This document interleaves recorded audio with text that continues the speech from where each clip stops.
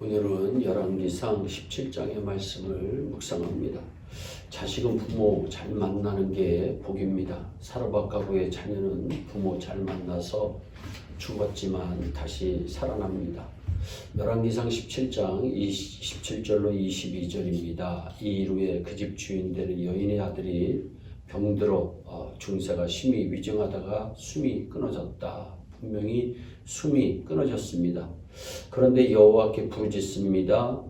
이르되 내 하나님 여호와여, 원하건대 이 아이의 혼으로 그의 몸에 돌아오게 하옵소서 하니 여호와께서 엘리야의 소리를 들으심으로 그 아이의 혼이 몸으로 돌아오고 살아났다고 말씀합니다. 죽을 병에서 부모의 믿음으로 살아난 것입니다. 우리도 이런 부모가 되어야 합니다. 나 때문에 자녀들까지 고생해서는 안 되겠습니다. 부모는 축복의 통로입니다. 자녀를 살린 부모들의 공통점은 악착같이 주님을 붙들었다는 것입니다.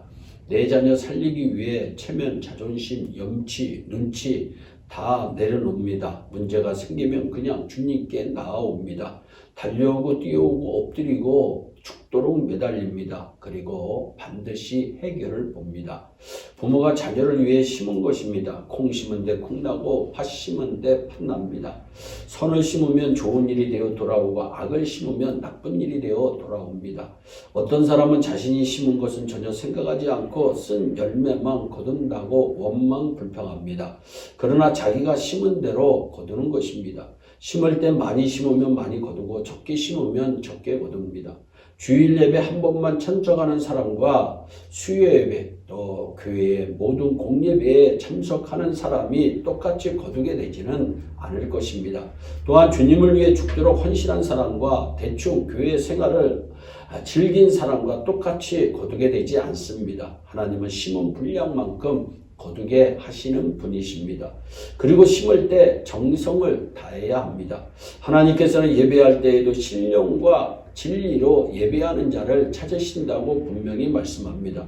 하나님을 사랑할 때에도 마음과 정성을 다해 사랑하라고 말씀합니다. 무조건 많이 심는다고 좋은 것만은 아닙니다. 심을 때 정성을 기울이고 사랑과 관심을 주어야 합니다. 어떤 분은 교회를 위해서 혼자 일을 다 하는 것처럼 합니다. 많이 심는 모습입니다. 그러나 일을 하면서 끊임없이 불평한다면 그 심은 것의 소중한 의미가 없어지고 결국 그 봉사가 복과 은혜로 돌아오지 않습니다. 심었으면 기다릴 줄 알아야 합니다. 열매를 거두는데 오래 걸릴 수도 있습니다. 부모가 심은 것을 자녀가 거두는 경우도 있습니다. 부모가 심은 것이 먼 미래에 자녀를 죽음의 늪에서 벗어나게 할 수도 있습니다. 사람들은 좋은 일을 한 후 금방 효과가 있기를 바라지만 이 세상에 바로 열매를 내는 마술 씨앗은 존재하지 않습니다. 모든 일에는 다 때가 있고 기회가 있습니다. 씨를 뿌리는 것도 마찬가지입니다. 씨를 뿌릴 때가 있고 가꿀 때가 있고 거둘 때가 있습니다. 우리가 심어 놓으면 하나님의 은혜로 귀한 열매가 맺는 것입니다. 특히 부모는 자녀를 위해 심어야 합니다. 그럼 과연 무엇을 심어야 할까요? 가장 중요한 게 기도입니다. 기도 많이 심어야 합니다. 매일 기도합시다. 자녀를 위한 기도만큼은 쉬지 맙시다. 자녀들에게도 기도하는 부모의 이미지가 가장 파워풀합니다. 또한 하나님 앞에서 정직을 심어야 합니다. 우상숭배, 배신, 배교하지 말아야 합니다. 남 아프게 하지 말고 정직하게 살아야 합니다. 부모는 자녀들이 듣든 안 듣든 성경을 말해 주어야 합니다.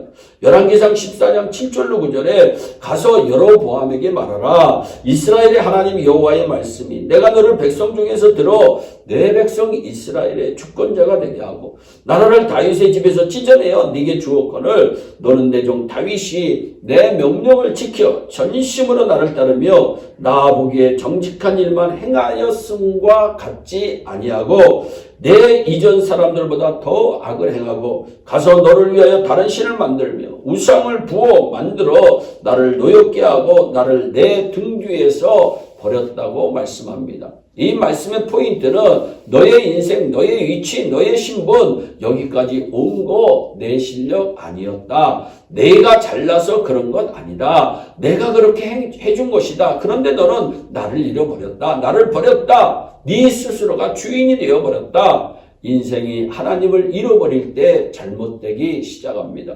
우리도 그렇습니다. 우리가 이만큼 건강한 것은 내가 체질이 좋아서 열심히 운동해서가 아닙니다. 하나님이 도우신 것입니다. 물질적으로 이만큼이라도 사는 것, 지금 누리는 거 하나님의 은혜입니다. 그래도 이만큼 평안하고 밤에 누우면 잠잠 자고 하는 거 하나님의 은혜입니다. 이 모든 것 주님이 도운 것이지 내가 잘나서가 절대로 아닙니다. 그러나 어느 날 우리가 교만해서 우리 인생에서 하나님이 빠지면 큰 문제가 됩니다. 하나님이 빠지면 그때부터 내 삶은 마음대로 되는 삶이 되고 맙니다.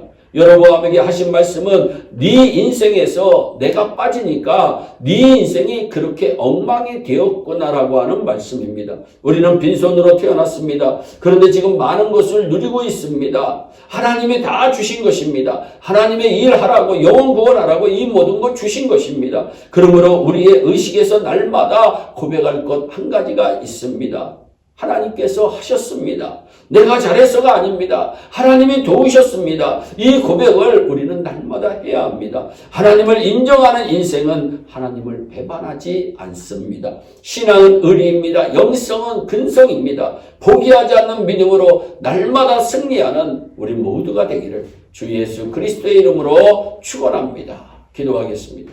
사랑의 하나님 참 감사합니다. 오늘도 복된 말씀, 생명의 말씀, 은혜의 말씀을 우리에게 허락하신 것 감사합니다.